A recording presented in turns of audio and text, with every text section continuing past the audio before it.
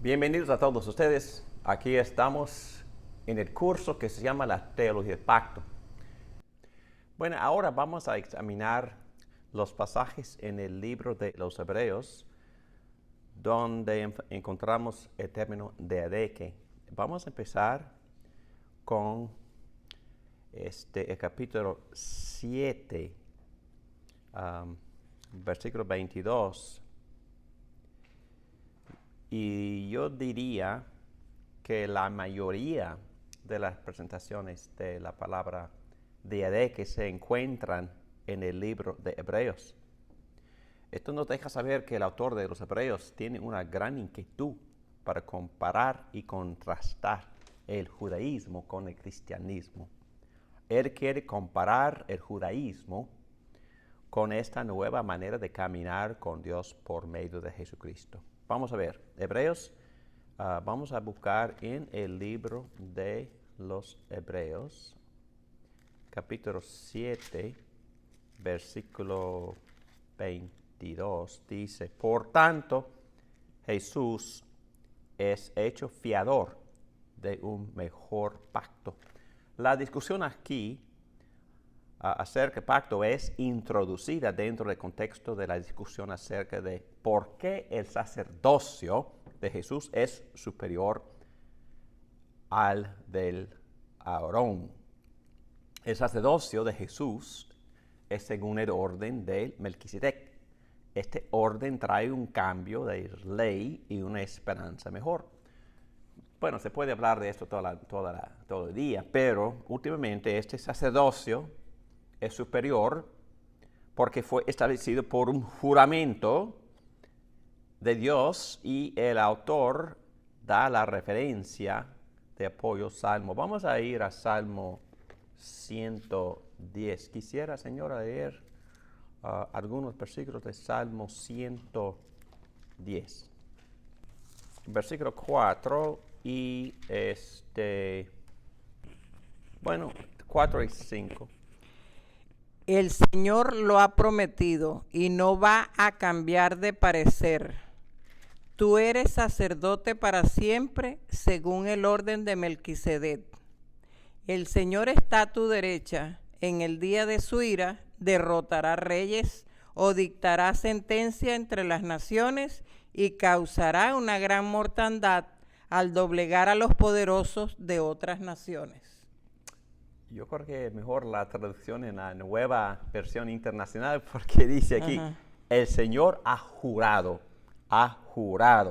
y no cambiará de parecer. Lo ha prometido. Tú eres sacerdote para siempre según el orden de Melquisedec. Ha jurado.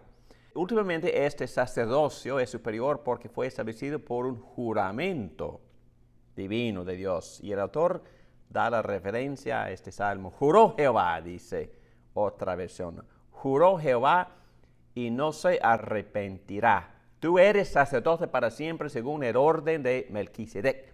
Y por lo tanto es un mejor pacto. Bueno, hay muchas razones más porque es mejor. Pero solo se menciona la idea del pacto aquí porque es este tema de un pacto mejor va a ser prominente a través del libro de los Hebreos. Bueno, vamos a ir a capítulo 8 de los Hebreos y quisiera leer desde Hebreos 8. Pero Dios, reprobándoles sus defectos, dijo: vienen días, dice el Señor, en que haré un nuevo pacto con la casa de Israel y con la casa de Judá. No será un pacto como el que hice con sus antepasados el día en que los tomé de la mano y los saqué de Egipto, ya que ellos no permanecieron fieles a mi pacto y yo los abandoné, dice el Señor. Este es el pacto que después de aquel tiempo haré con la casa de Israel, dice el Señor.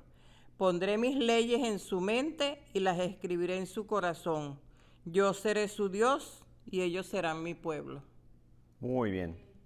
Aquí en el versículo 6 dice que, pero ahora, tanto mejor ministerio es el suyo, cuanto es mediador de un mejor pacto establecido sobre mejores promesas. En Gálatas 3, Pablo había hablado de Moisés como un mediador de pacto, pero ahora el autor de Hebreos aplica ese término a Jesús. Él es el mediador de un mejor pacto. El autor hace referencia a Jeremías 31 y eso nos hace entender que está hablando del nuevo pacto, el cual él está contrastando con el primer pacto con Moisés, versículos 7a, que fue quebrado. Lo que estamos viendo aquí son ideas que ya vimos en otros profetas del Antiguo Testamento que profetizaron acerca del nuevo pacto. Bueno, el autor aquí, en capítulo 8 de los Hebreos, continúa hablando de pacto a través de este pasaje. En versículo 8 cita Jeremías 31, también en versículo 9, en versículo 10 y en el versículo 13, el autor explica su entendimiento de Jeremías 31. Hablando de un nuevo pacto hace el antiguo obsoleto. El pacto con Moisés es obsoleto y el nuevo pacto florece. Bueno, ¿en qué sentido es este pacto, el nuevo pacto basado sobre mejores promesas? Bueno, diría, eso también es una pregunta honesta, porque también me hago a mí mismo la pregunta. Pero yo creo que lo de Abraham, lo que Dios le había prometido a Abraham fue bastante completo, ¿verdad? Incluía todo. Pero no se entendía así, porque a veces hay que ir al Nuevo Testamento para poder entender con claridad que lo que Dios le había prometido a Abraham fue el Evangelio completo. Hasta Jesús dijo en capítulo 8 de Juan, que Abraham vio mi vida y se regocijó y se alegró por verlo. Y también en Gálatas, Pablo dice que el Evangelio fue predicado a Abraham.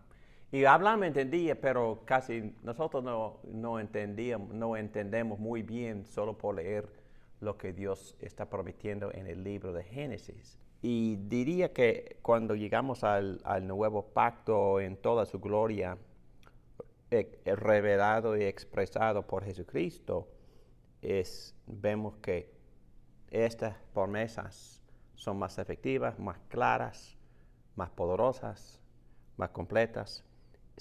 Incluía también el perdón de los pecados, el gran don del Espíritu Santo, que en verdad es todo, porque en verdad lo que Dios nos había prometido en todos los pactos es sí mismo, ¿verdad? El Espíritu Santo viene para unirnos con el Hijo y con el Padre. También la resurrección fue prometida y escribir las leyes en el corazón, es decir, vamos a empezar a vivir según esta constitución de la ley santa de Dios. Y Dios prometió guardarnos, es decir, conservarnos. Fue la gran distinción entre el pacto con Moisés, que fue quebrado. Lo que Ezequiel y Jeremías estaban prometiendo es que este nuevo pacto no va a ser quebrado, porque Dios mismo va a garantizar la perseverancia de su pueblo. Una pregunta, ahí es lo que leyó Aida, que dice que que Dios hará un nuevo pacto porque el pueblo de Dios había quebrado el pacto. Sí. Y entonces, y por esa razón Dios va a hacer un nuevo pacto. ¿Cuál es la diferencia entre el nuevo pacto es más efectivo? Es más poderoso, pero más glorioso. Pero es la misma promesa, la misma. Es la misma promesa, pero según lo que yo entiendo, iba creciendo en efectividad y en poder. Y yo creo que la gran diferencia la diferencia más importante, distintiva entre el antiguo y el nuevo.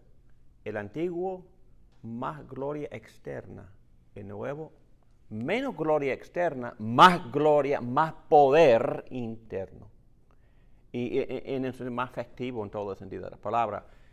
Y lo que Dios había prometido, ahí voy, escribir la ley En los corazones. en el corazón, es decir, hacer más efectiva la ley, es decir, conformarnos por su espíritu a la revelación de su santidad, que nos es revelada por la ley. Y es más, una promesa del nuevo pacto es, nadie tiene que enseñar esa gente porque todos van a conocer a Dios. No hay excusa, pues. No hay excusa. Entonces,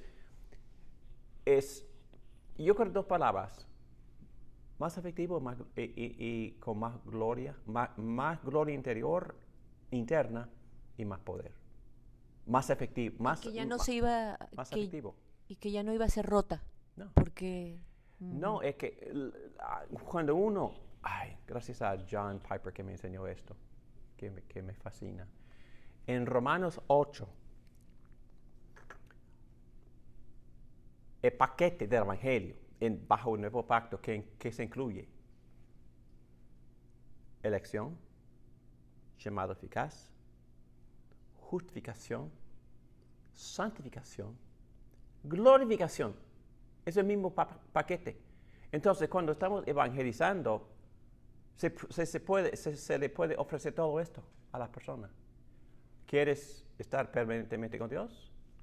¿Quieres estar seguro de que tú vas a estar creciendo en la gracia para el resto de tu vida? Todo eso se incluye en el paquete que se llama Evangelio. Son buenas noticias. Son buenas noticias de que Cristo ha conquistado a nuestros enemigos. Pecado, Satanás, la maldad. Y en el nuevo pacto, nuestra perseverancia es garantizada. Garantizada. Entonces los elegidos van a perseverar en la fe. Es parte del nuevo pacto. Más efectivo, más poderoso, más eficacia, menos gloria externa, más poder interno en el nuevo pacto.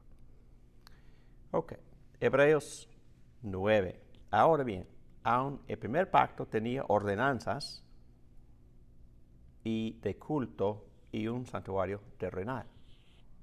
Él está hablando del pacto con Moisés y el tabernáculo. Describe el arca del pacto en Hebreos 9:4. Luego entra en la sección donde los traductores están indecisos con respecto a cómo traducir en los versículos 16 a 17. En el versículo la traducción es claramente pacto, y todo el mundo lo traduce pacto. Él es el mediador de un nuevo pacto. En el versículo 18 la traducción es claramente pacto, porque acaba de hablar del primer pacto. Pero la duda entra en los versículos 16 y 17. Bueno, vamos a leer. Y la mayoría de las versiones lo traducen así, como está traducido aquí con la nueva versión internacional. Pero la Reina Valera también traduce en versículo 15 pacto, en versículo 16 testamento, en versículo 17 testamento, en 18 pacto. Entonces es el mismo término, diadeque, pero en versículos 16 y 17 casi todas las versiones de la Biblia traducen diadeque como testamento. Y por supuesto, ¿cuál será la posición de nuestro profesor Ligon Duncan? El pacto. Sí, sí, él va a argumentar.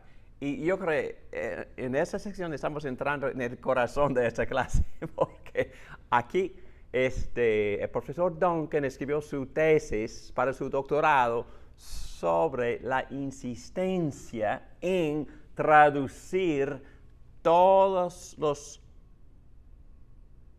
presentaciones de diadeque en el Nuevo Testamento él va a argumentar que la traducción deberá ser pacto. Pero aquí en 16 y 17 es testamento.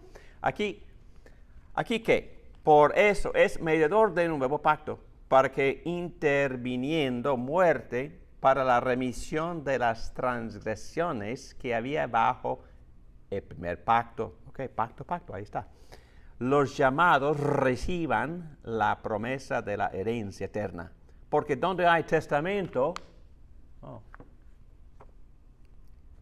yo leí muchos comentarios defendiendo esta traducción.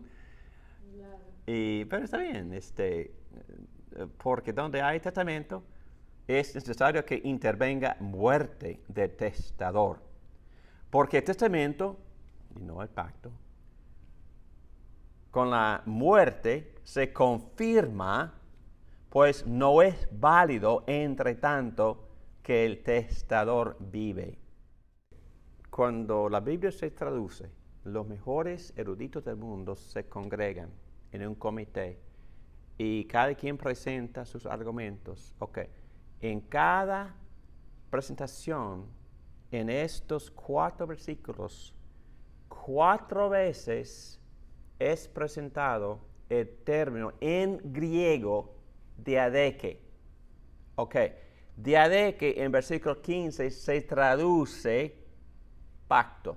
Diadeke en versículo 16, según esta versión internacional y según todas las versiones que yo leí, se traduce el mismo término diadeke, testamento.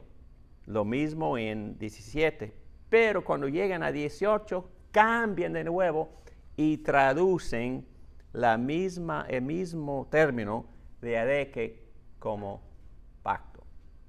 ¿Ya me entienden? Estamos hablando de... Y la traducción es una ciencia bastante formidable. Entonces, ¿cómo me ves luchando para traducir estas notas de profesor al español? Entonces, hay argumentos en todo lado que no, pastor, esta palabra es mejor, no, esta frase es mejor, no, ese modelo no funciona. Okay, lo mismo pasa cuando uno está traduciendo el Nuevo Testamento que fue escrito en griego. Y el único término que usa el Nuevo Testamento es diadeke. Pero, como todo el mundo sabe, el significado de las palabras cambian dependiendo del contexto. Según la mayoría de los eruditos del mundo, es correcto traducir diadeke en versículo 16 y en versículo 17 como testamento. Claro, porque está hablando de muerte. Es decir, hay razones por las cuales es entendible que esos eruditos prefieren la traducción testamento en estos casos, en estos contextos. Ok. Lo que voy a presentar ahora serán los argumentos por los cuales el profesor, el doctor Ligon Duncan, no está de acuerdo con esos eruditos. Y voy a presentar sus evidencias, sus argumentos exegéticos por los cuales él prefiere la traducción pacto, aún en el versículo 16 y aún en el versículo 17. Y este tipo de discusión es muy apropiada porque todo el mundo está tratando de llegar a la verdad. Quizás tiene razón los demás, quizás tiene la razón Ligon Duncan. Vamos a presentar ahora la posición y los argumentos de Ligon Duncan para respaldar la traducción pacto, y no pacto, testamento, pacto. ¿Ok? Ok. Entonces hay que mantener la mente abierta, no para herejías, pero para la verdad. ¿Ok? Por favor, ¿debería ser traducido diadeke como voluntad o pacto en estos versículos? Esa es la pregunta del profesor. Esta sección está debatida mucho y algunos eruditos ven el razonamiento del autor de los Hebreos problemático. Entonces, ok. Muy bien. Voy a seguir. Léese el versículo 15. Hasta el versículo 18 ya lo leímos, sin traducir diadeque. Algunas versiones lo traducen así en orden: pacto, testamento y luego pacto, como ya hemos visto. ¿Ok? Son dos aspectos en este contexto que favorecen la traducción testamento. ¿Ok? Vamos a examinar justamente, vamos a ser justos, vamos a examinar los argumentos de los que prefieren la traducción testamento. Primero, se menciona herencia. Ok, entonces cuando se menciona herencia, es posible que estemos hablando de testamento. La promesa de la herencia eterna. Esto es consistente con la idea de última voluntad del testamento. Ok, primer argumento. Segundo, la idea que diadeque es activado en la muerte del autor, ok, el hacedor. En el caso de una voluntad o testamento, la muerte de que hizo la voluntad debe ser establecida. Y yo leí el comentario de Arthur Pink, que es un erudito famosísimo, y este es su argumento. Tiene que cambiar la traducción precisamente porque por la muerte de la persona, y tan pronto como se hable de muerte, estamos entrando en discusiones de testamentos. La muerte de que hizo la voluntad debe ser establecida. Esto tiene sentido según muchos eruditos y muchos comentaristas y muchos teólogos. Es necesario tener a un muerto para activar la última voluntad. Ok, es su argumento. Pero también dificultades en traducir diadeque, testamento, en los versículos 16 y 17. Ok, aquí vamos a ver las dificultades por traducir diadeque como testamento. 1. El versículo 15 ve a Cristo como el mediador de pacto y testamentos no tienen mediadores. Ajá, primer problema, según Ligon Duncan. ¿Ok? Primer problema con esa posición de traducirlo testamento. El segundo problema por traducir la palabra diadeque como testamento en los versículos 16 y 17 es por ver la conjunción, o es decir, la palabra que conecta el versículo 16 con su antecedente en el versículo 15. La palabra en griego es gar, y esta palabra introduce, es la primera palabra en griego en el versículo 16 y en el versículo 17. Y el uso de gar, la conjunción gar, sugiere que el uso de diadeque en esos versículos es el mismo pacto que se ha mencionado en el versículo 15.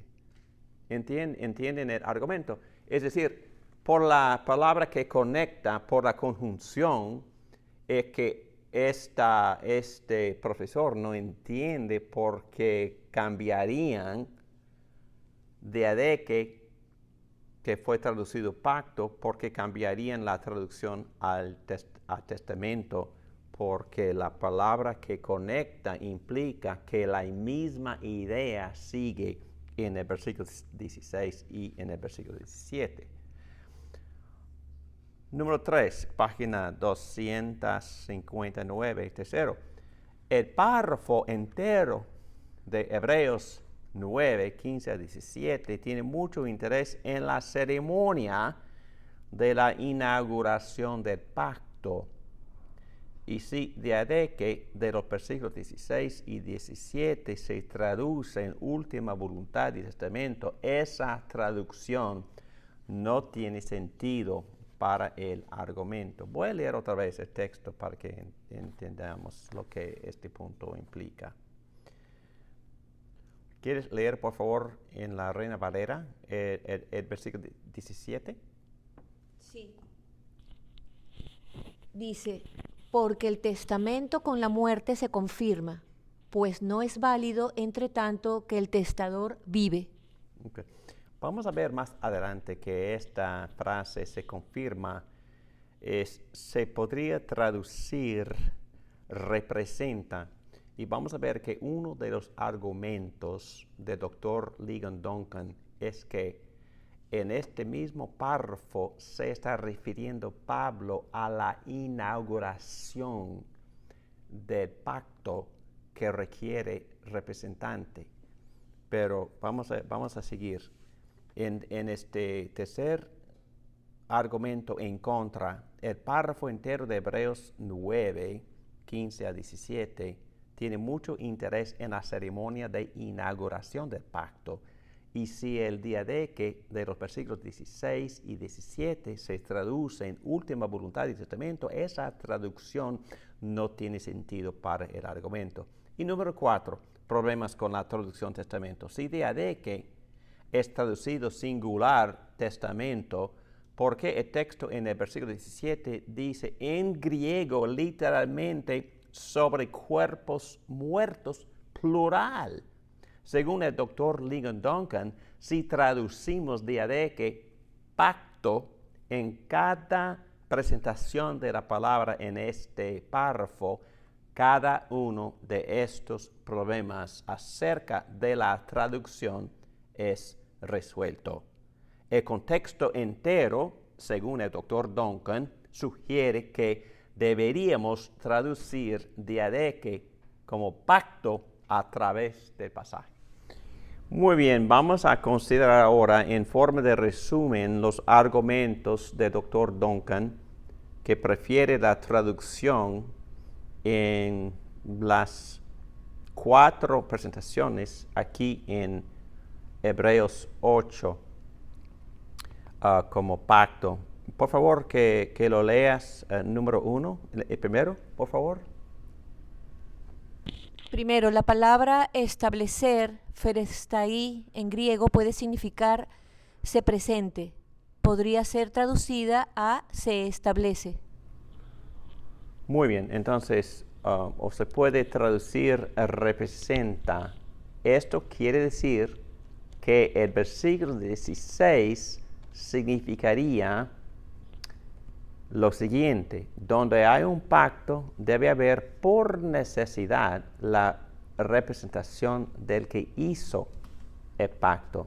Eso implicaría la simbolización del juramento de maldición que vemos en Génesis 15, versículos 9 a 11 y también en Jeremías 34. El argumento de Ligon Duncan aquí es que esta palabra ferestai implica la representación de la inauguración del pacto y juramento en Génesis 15, y por eso él argumenta que sería mejor traducir diadeque en este versículo como pacto. Su segundo argumento es que la frase en el versículo 16, diadeque, en griego dice diadeque, gar, epi, necros, debe ser traducida, un pacto llega a ser efectivo sobre los cuerpos muertos, porque en griego dice exactamente cuerpos muertos plural, y esto implicaría la matanza de los animales en el ritual donde hacen el pacto, otra vez refiriéndose a Génesis 15. Entonces, el argumento es este autor, o Pablo en este texto, está hablando de la inauguración del pacto en Génesis y se está refiriendo a la matanza de los animales, y por eso usa la forma plural de la palabra necrois, cuerpos plural, cuerpos muertos plural, y es su segundo argumento para traducir diadeque en este versículo como pacto y no como testamento. El argumento es este: para efectuar la última voluntad y testamento se necesita un solo cuerpo muerto. Aquí necrois en griego es plural, cuerpos muertos.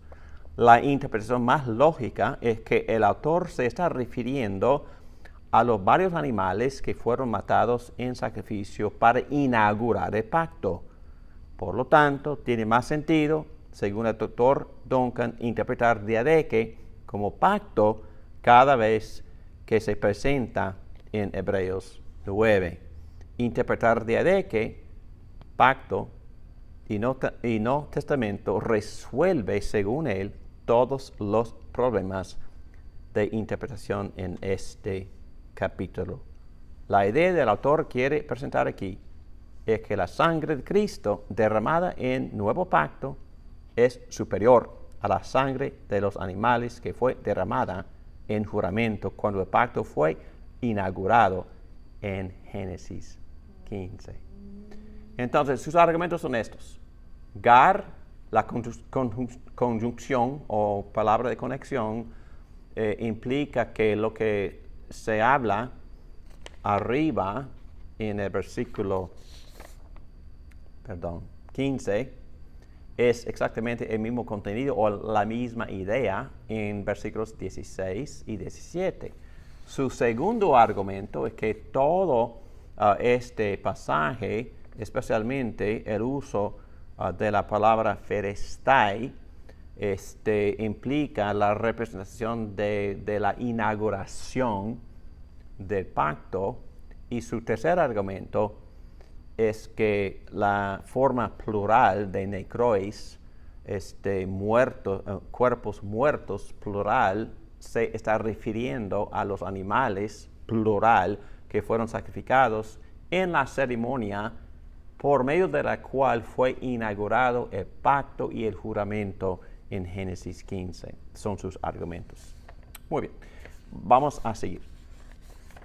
Hebreos 10. Hebreos 10, versículo 16, dice así: ese es el pacto que haré con ellos después de aquel tiempo, dice el Señor. Pondré mis leyes en su corazón y las escribiré en su mente. Aquí el autor hace referencia a Jeremías 31. Aquí, como se expresa en Hebreos 9:20, dice, diciendo, esta es la sangre de pacto que Dios ha mandado que ustedes cumplan. De la misma manera roció con la sangre el tabernáculo y todos los objetos que se usaban en el culto. El siguiente pasaje es el de Hebreos 10:29. Cuanto mayor castigo piensan ustedes que merece el que ha pisoteado al Hijo de Dios, que ha profanado la sangre del pacto por la cual había sido santificado y que ha insultado al Espíritu de la gracia. Bueno, esta sangre se refiere a la sangre de Jesús. Y también en Hebreos 12:24, el mediador de un mejor pacto, ya hemos hablado de esto, este texto se refiere a la sangre de Abel. Muy interesante, porque la sangre de Abel, Abel fue en un sentido un tipo de Cristo, pero su sangre requiere venganza. Pero en contraste, la sangre derramada por Cristo requiere perdón y reconciliación. Hebreos 13, versículos 20 y 21. Vamos a leer esos versículos. 13, versículos 20 y 21 dicen, el Dios que da la paz levantó de entre los muertos al gran pastor de las ovejas, a nuestro Señor Jesús, por la sangre del pacto eterno, que Él los capacite en todo lo bueno para hacer su voluntad, y que por medio de Jesucristo Dios cumpla en nosotros lo que le agrada. A Él sea la gloria por los siglos de los siglos. Amén. El autor de los Hebreos está enfatizando la permanencia del pacto, del nuevo pacto. Este pacto será eterno, dice el autor. Esto es consistente con lo que estudiamos en las profecías acerca del nuevo pacto en Jeremías y Ezequiel. Dos temas mayores dominan todo el libro de los Hebreos. Número 1, la obra de Cristo como el sumo sacerdote resumida en la expresión sangre y el pacto que es eterno. Número 2, el pacto que es eterno. Este versículo, Hebreos 9:24, una vez más y por última vez, estos temas son enfatizados. El pacto con la gente permanece para siempre y que aquel pacto ha sido sellado con la sangre de Cristo, cuya sangre fue derramada por todos. Eso también contesta en un sentido porque son mejores las promesas, por la permanencia. Este pacto, la permanencia de este pacto es garantizado. No es decir que nosotros no tengamos nuestra parte en colaborar o cooperar con la santificación, pero vamos a perseverar en la fe porque Dios nos va a preservar. Este es el uso final del término diadeque en el libro de los Hebreos. Queda un solo uso más de diadeque en el Nuevo Testamento y ese texto es Apocalipsis, capítulo 11, versículo 19. Entonces se abrió en el cielo el templo de Dios. Allí se vio el arca de su pacto. Hubo relámpagos, estruendos, truenos, un terremoto y una fuerte granizada. El arca de su pacto se veía en su templo. En el contexto, la séptima trompeta ha sido tocada. Apocalipsis capítulo 11, versículo 15. Y el juicio final ha sido introducido. Apocalipsis capítulo 11, versículo 18. Y el templo está abierto, o el lugar santísimo está abierto, y dentro del santuario vemos el arca de su pacto. El arca en el Antiguo Testamento había simbolizado la presencia de Dios. En ese contexto, el apóstol Juan usa el arca para enfatizar la fidelidad de Dios a su pacto y el cumplimiento de Dios de sus promesas. Y también para acordar a la gente que tienen acceso a Dios y que tienen este acceso como resultado de Dios cumpliendo sus promesas. Por eso, tal como en los escritos de Pablo y en el libro de los Hebreos, el significado relacional del pacto es el énfasis. La naturaleza de la comunión de la gente con Dios es la de un pacto. La comunión es el resultado de las promesas del pacto y es asegurada por la fidelidad de Dios a su pacto y es prefigurada por la presentación del arca en el Antiguo Testamento, que aparece otra vez al final de la culminación de la historia en el libro de Apocalipsis. Bueno, hemos visto todos los textos en el Nuevo Testamento en los que aparece el término diadeque. Bueno, vamos a hacer esta resumen y conclusión. Número 1, el libro de los Hebreos enfatiza el carácter permanente y eterno del pacto. Número 2, el autor de los Hebreos ve la obra sacerdotal de Cristo como el trabajo del nuevo pacto, al como vimos en los escritos de Pablo, Mateo, Lucas y en su Evangelio en el libro de los Hechos. 3, el nuevo pacto se ve como superior al pacto con Moisés, porque el pacto con Moisés no podía lidiar efectivamente con el pecado. El nuevo pacto sí puede. También se ve el énfasis en el perdón, en todas las presentaciones del término, el perdón del pecado se enfatiza.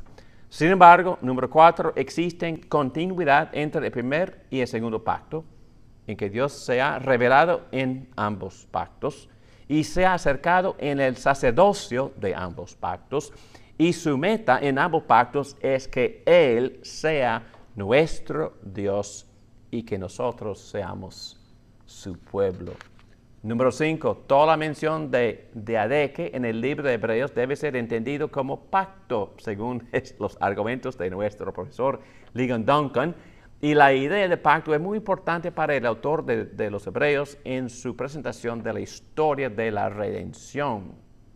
Según él, el pacto es la manera mayor de cómo la Biblia presenta la historia de la redención. Más que cualquier otro documento en el Nuevo Testamento, el libro de los Hebreos presenta lo que pudiera ser considerado una filosofía de la historia de la revelación. La manera en que el autor habla de esta filosofía es en términos del pacto, el antiguo pacto y el nuevo pacto. Pues ahora, después de examinar el panorama de la idea del pacto en el Nuevo Testamento, vamos a llegar a algunas conclusiones. Número 1. Los evangelios, hechos, hebreos y los escritos de Pablo ven a Jesús cumpliendo la promesa a Abraham. 2. Ellos también interpretan la vida de Jesús en términos de pacto con Moisés, Éxodo 24. 3. Lucas específicamente conecta la llegada de Jesús en este mundo al pacto con David. Ya vimos eso en el Evangelio de Lucas, comenzando con el primer capítulo. Número 4. Los evangelios, hebreos, hechos y Pablo específicamente conectan la obra de Jesús con el nuevo pacto y enfatizan el perdón de los pecados. En casi todas las veces que se menciona este término, el énfasis es en el perdón de los pecados. Pablo en Gálatas 3 y en 2 Corintios 3 y en el libro de los Hebreos interpretan la historia de redención en términos del pacto. Número 6. Pablo enfatiza discontinuidad entre el pacto con Moisés y el nuevo pacto, pero también Pablo reconoce continuidad entre el pacto con Moisés y el nuevo pacto, aun cuando enfatiza la discontinuidad entre el antiguo y el nuevo pacto. Número 7. Para el autor de los Hebreos, el nuevo pacto no solo pone por un lado el antiguo pacto, también lo cumplen.